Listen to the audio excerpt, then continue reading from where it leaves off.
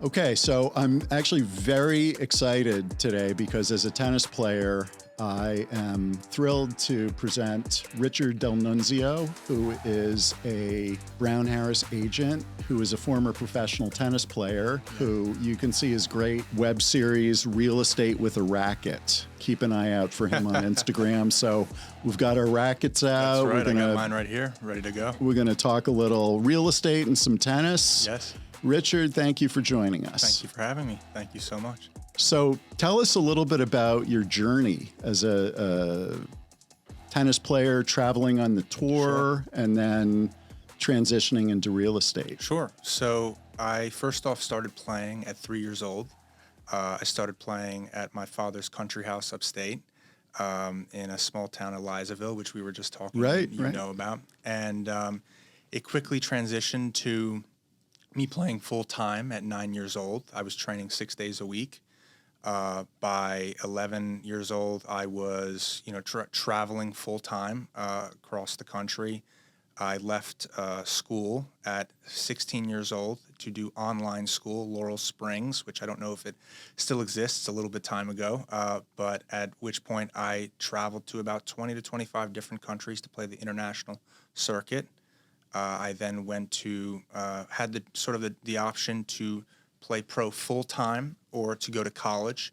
I decided, collegiate tennis is becoming so strong these days. Mm-hmm. It's not the sort of the 70s and 80s at the time. It's really getting to be, collegiate tennis is now becoming a stepping stool for professional tennis. So I decided to go to Oklahoma State, followed by a transfer year to St. John's University. And that is my big summary.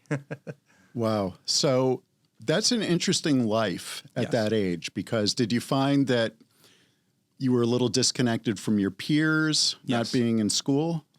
Definitely. And I think one of the things is that, tennis is an individual sport. Mm-hmm. And so you're really, besides your small little team, whether you have a coach, whether you have a parent, in my case, I had parents, and a coach as well. But you really just have your small circle.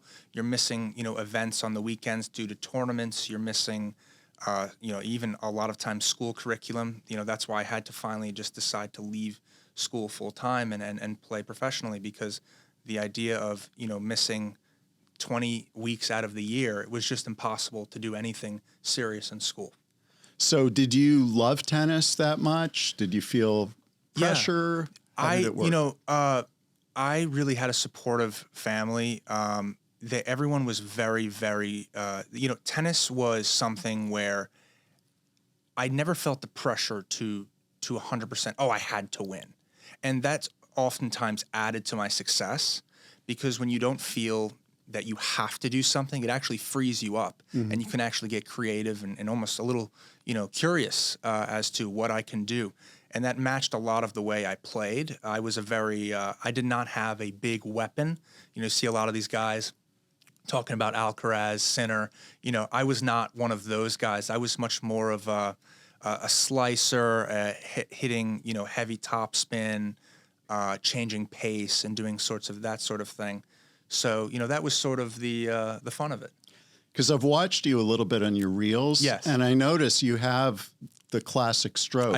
I do. It could be, we were talking a little bit before about watching some of the old matches on YouTube, mm-hmm. and how there was a real change of pace and mm-hmm. angles that you don't see as much of today. So it must have kind of surprised guys, because everyone's so used to the big forehands and so forth now. Right. So to mix it up like that must have thrown people off. Well, and my best shot was my slice backhand.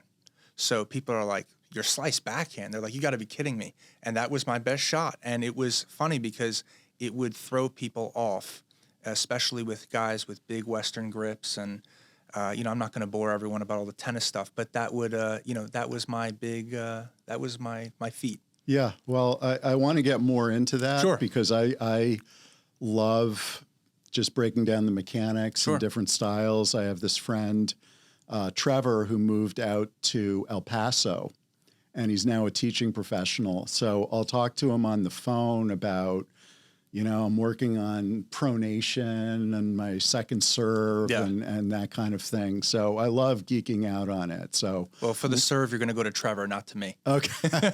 Well, we'll see about that. But for the real estate, you can come to him or me.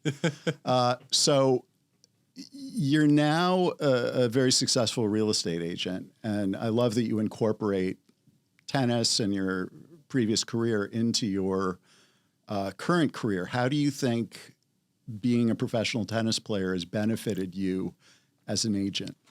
So tennis really teaches you a few things. It teaches you, number one, you have to create your own schedule. You don't have a team that is a coach that is coming out there and saying, hey, this is what we're doing, practice at this time. Especially, you're sort of an independent contractor when you're a tennis player. And especially as you get to the professional level, you really, that even more so becomes the case. So I would really say that tennis really teaches you at a young age how to be an independent contractor, perfect for this business, as well as it really teaches discipline. You can't have late nights, can't be out partying, you can't be, doing things that you shouldn't be doing. You really have to be focused. Your competition is always doing something. And that's the same thing in real estate. People are always working, people are always hustling. So I really think the mindset that tennis creates is not only just good for real estate, but it's good for life in general. It teaches you just so many valuable lessons on how to carry yourself, how to treat yourself, treat your body. These things are just very important. I look at it as there's so much that goes into competing in tennis or any sport, really. There's all the fitness work you do, the nonstop practice without the glamour of playing a match. And in real estate, I try to think of it as though if I'm reading an industry publication, I try to think of it, this is not going to give me a huge sale next week or next month. What it's going to do is it will improve my base of knowledge, and I'll be able to use it when I need to, when I have a particular opportunity. Absolutely. And I think, just touching back on what tennis teaches you is, tennis, you're paving a road for yourself, and it's or you're building a house for yourself. Is one brick at a time. And the temptation with real estate I'm finding so far is to want to, immediately build that house immediately, and I don't mean that. I mean that instead of using brick by brick, you say, oh, I want to get the deal. I want to get the deal. But it seems to me, and by a few of the mentors that I have, behind me, it seems to me really the wrong way to do it. You really want to focus brick by brick, laying the foundation, as you're saying, focusing on your knowledge base and really expanding that. It's a process, and often we don't have the patience, I don't, speaking for myself, to build each block because I just want to get to the deal or look at the ultimate payoff. But it's really, I think, more satisfying in many ways to grow slowly over time.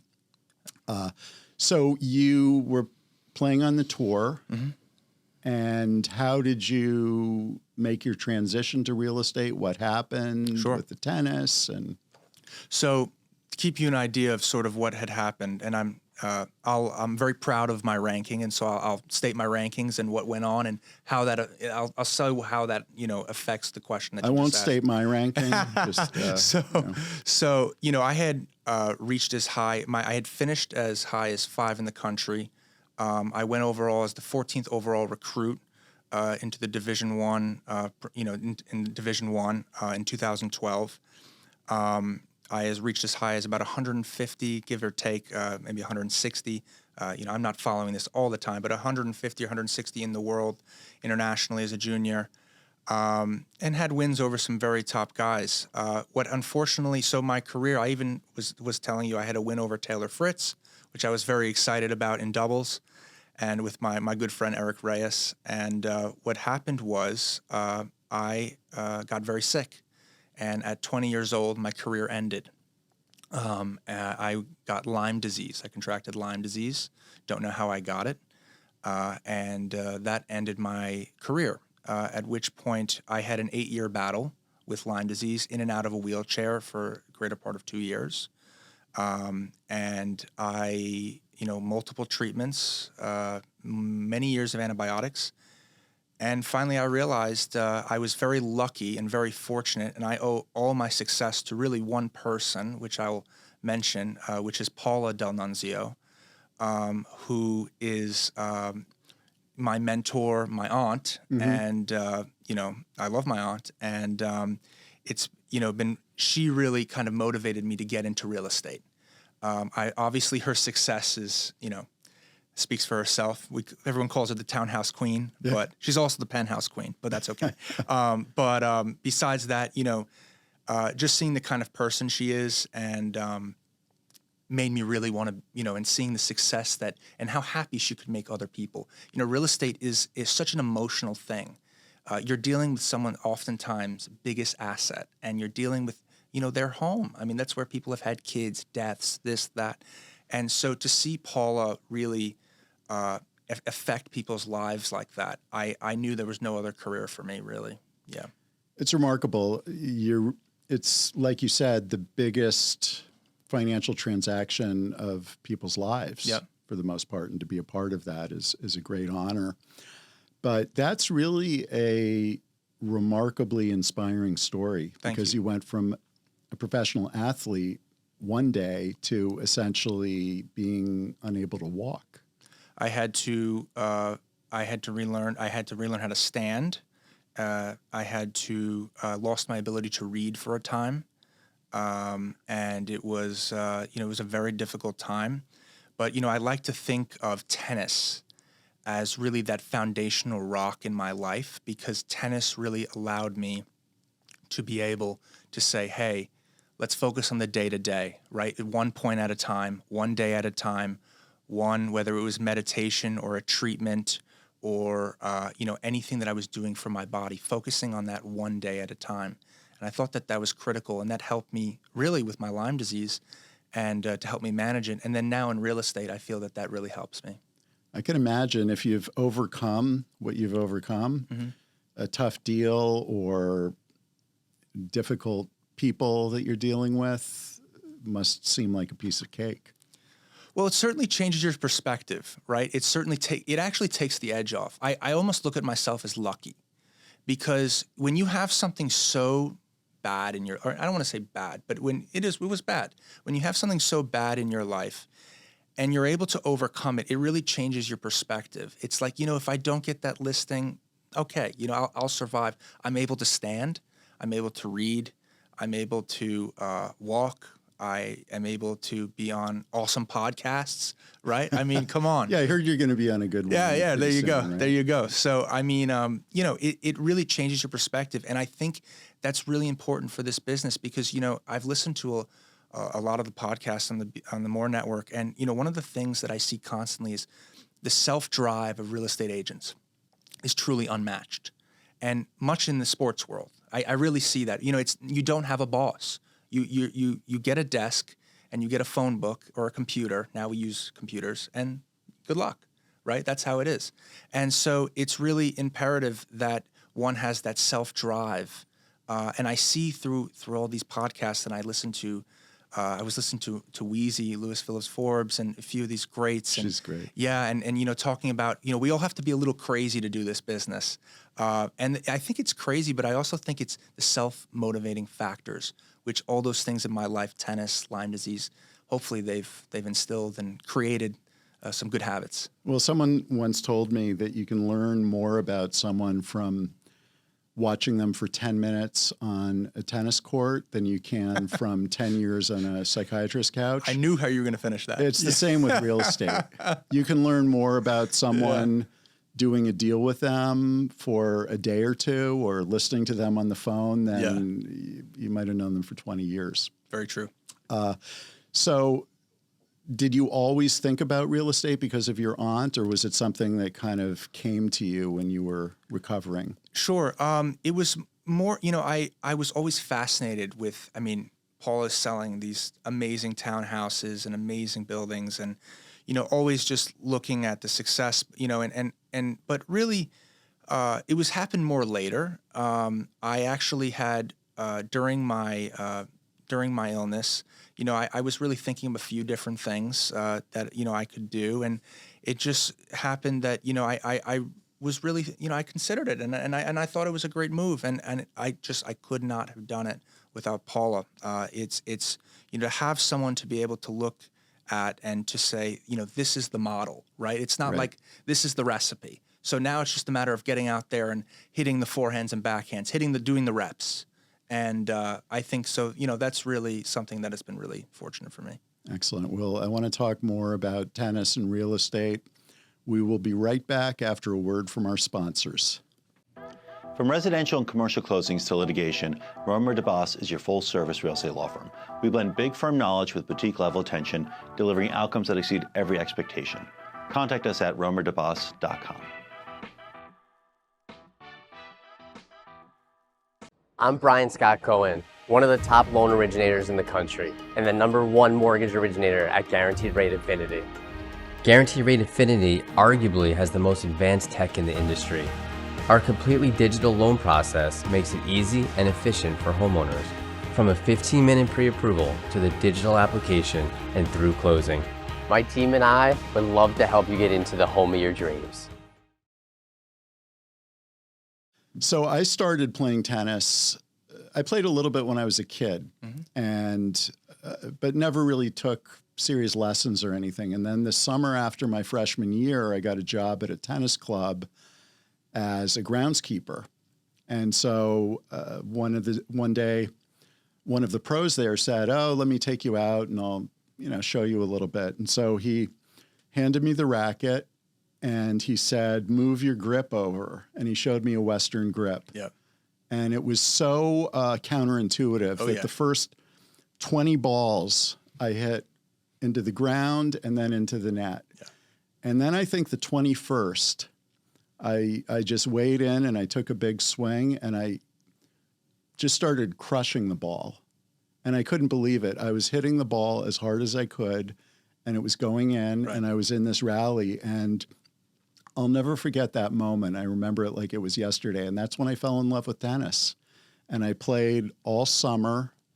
I had a big serve from the beginning because I'd played baseball, but I developed this forehand. I had a weak backhand, but like you, I hit a slice, and the same guy said to me, "Go to the backboard and just hit backhands into the exact same spot every time." And I did that, and then I started playing on the team and Division III. I'd never played competitive tennis before, but I played and I won the district twice and went to nationals in Kansas City because I worked so hard at it. So I should be interviewing you, is what we're saying. No, you really shouldn't be, because it's almost like I'm interviewing myself now. I love it. I love it. Tell long-winded stories, but it was just such a great experience for me. And when I finished college and I moved to New York, I still would play, but because I hadn't learned really the correct strokes as a kid, it was very easy for me to fall into bad habits. And I became so frustrated that I couldn't play at the level that I'd played in the past, that it stopped being fun. And what I realized was that, like life, like real estate, you take 2 steps forward and 1 step back. And I just didn't know how to deal with it. I got really frustrated. And so my question for you is, I know you've come back and started playing again, having a professional career and coming back to the sport after 12 years, is it frustrating, or do you find you're able to enjoy it the way you used to? So there's a relaxation factor now, where I don't have to get ready for the next event. I don't have to get ready for, the next ITF. I don't have to get ready for the next collegiate event.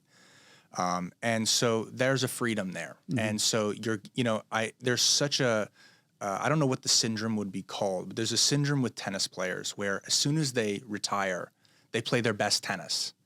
And that's when you often see them come back on the tour. And I think that's because there's a relaxation factor. The pressure is off.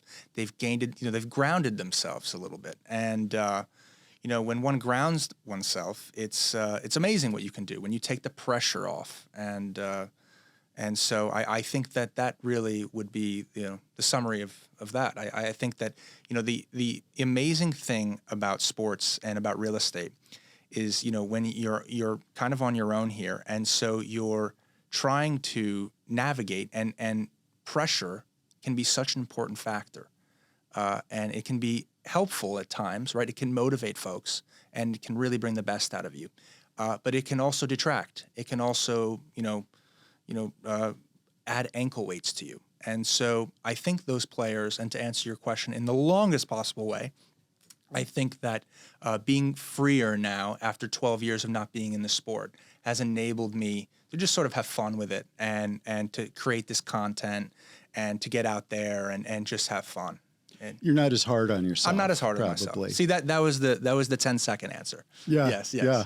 Well, I was very hard on myself, and for many years I kept playing, but I stopped really working at it. And that's what had helped me the most, was that I had all summer to play. I played all the time. I ran sprints. I practiced. I worked really hard at it.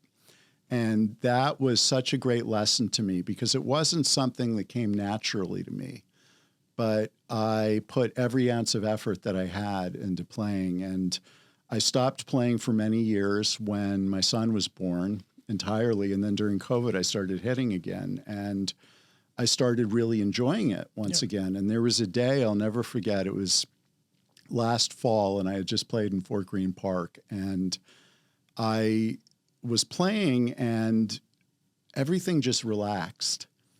And I wasn't holding the racket too tight. I wasn't thinking. It felt like I was gliding around the court, and everything was coming naturally, and I was loose and hitting the ball well. And I couldn't believe it. I thought to myself, I never thought, I'm playing better than I have in 35 years. I never thought I would have a day like this in tennis ever again. Flow state. And on my walk back home, I just was laughing to myself. Because I was so amazed. And the next day I came out and it wasn't the same. And I was a little frustrated, but that's called life. I'll always have that day. And I think that's what's amazing about sports and life, is that you have these days and they become a part of you. It's not just a day that starts and finishes and it's over. It's within you. And so I always think of that day. Is there a particular match or deal? Like, let's hear about your favorite match. Sure. And then your favorite real estate deal. Sure. So my favorite match, that's a loaded question, but I would say that, I've played over probably 500 matches in my career. I would say that I had one of the greatest matches I ever had was playing. Well, there were a few. There was one in college that I was playing, and I had already started feeling ill in college in my sophomore year. There was a match though where I was up big time. I was really beating this guy single-handedly, and I let my foot off the gas. And then he was up. So we had split sets, and in tennis, it's 2 out of 3 sets in college. So I had won the first set, he had won the second set, and he was up 5-2 in the third set. Game is to 6 unless it's 5-all, and then it's to 7. So I was down 5-2, and I came back and won 7-6 in the third set. And I was really proud of myself, not because of anything. It wasn't such a big match. I was very proud of myself because that's sort of what I like to think my career was, how I would like to be, remembered at least a little bit, is that, I tried to give everything that I had, and probably at times too much. But that was one of my favorite matches, and that segues right into one of my favorite deals, which is this deal that took 6 months with a tenant. Well, I was representing the seller. The tenant was basically staying longer than they should have, and squatting, and we couldn't get them out. But I stayed with the person was worried that they were going to go into foreclosure because she couldn't afford the mortgage, yada, yada, yada. I stayed with her. I even lowered my commission. I said, listen, I want to just help you. I want to help you. And, you know, we got it done in the end, and it worked. And it was a small, very small deal, actually in Forest Hills, Queens, and which we had talked about, you know. Yeah. And I think, you know, once again, it's sort of a symbol for, you know, kind of the grit and kind of just the day-to-day, you know, brick by brick. Yeah, that was my favorite. That's amazing. And the seller's very fortunate to have had you to navigate your way through that, because a lot of people wouldn't have the patience for it, or else just wouldn't care about the tenant and their situation. Sure. And it takes a lot of hand-holding in this business sometimes. And like tennis, you don't know what the day's going to bring. Right. You don't know if the tenant is going to be surly to you one day, and you just keep the ball in play. That's it. Right? That's it. You just got to keep the ball in play, keep a smile on your face, and, you know, and it's, you know, especially with some of the things that I've dealt with in life, you know, with the Lyme disease, it's treating people with respect constantly. And, you know, I think all of these things come back to, you know, very few fundamental principles of being good to people and, you know, treating people with respect. And, you know, in the tennis world, you know, it became such a small world at the top of that sport, you know, and as I'm sure, you know, in real estate, it's the same way. I see with Paula dealing with, you know, the same sort of group of folks all the time. You have to treat people with respect. Hall Wilkie is amazing about always saying that. You know, Bess always says your reputation is enters the room before you do. So I think it's imperative, that sort of thing. Definitely. And I think we're lucky at this company to have very professional people. Yeah. And we've talked a lot about, before we came on the air, about being at the tennis court, the banter and so forth. And I feel very much the same way about the office. Yep. It's very helpful for me to network with other brokers, to joke around. And do you find you spend more time in the office, or do you work from home? How do you? I'm an office guy. Up? I love the office. I love my office. I'm dual licensed. My main office is here at 445. I also have an office in Forest Hills, Queens. That's where I live. So it's kind of natural to be there sometimes. But I love coming here to 445. You know, the office is great. And, you know, especially you have such lovely people here. BHS is like nowhere else, I really feel. Hall and Bess have really instilled a culture that is just so wonderful to be around, and so honest and so different from other places. And it just makes me want to come to the office. Right. And I'm one of those people who's not great at working from home. I'm going to call someone. I'll make a sandwich first, and then I'll make the call. Scroll. Yeah, exactly. Yeah. Exactly. So if you have a player that you admire over the years, favorite tennis player, who would it be?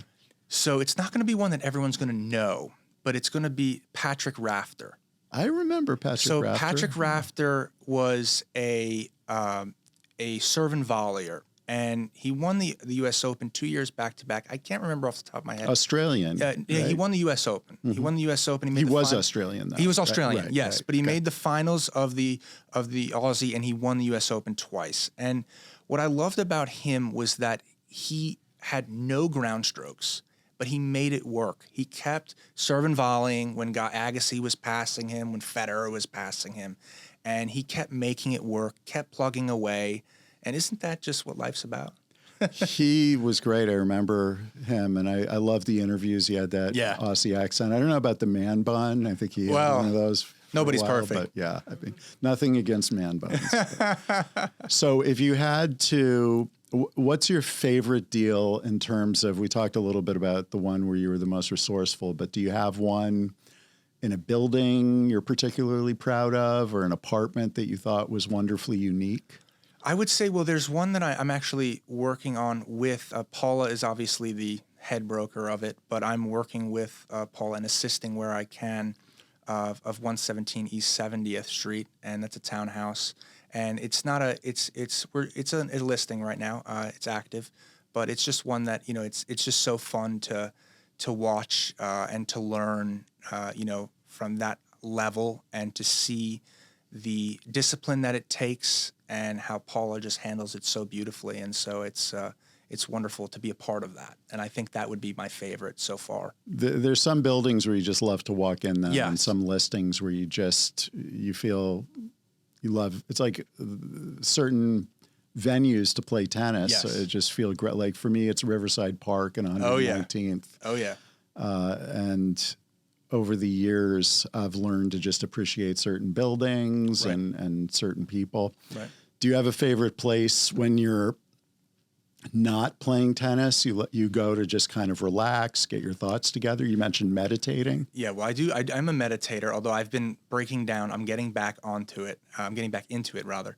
I would say, though, one of my favorite relaxation spots is it's going to be tennis, but it's not. I promise, guys, it's not.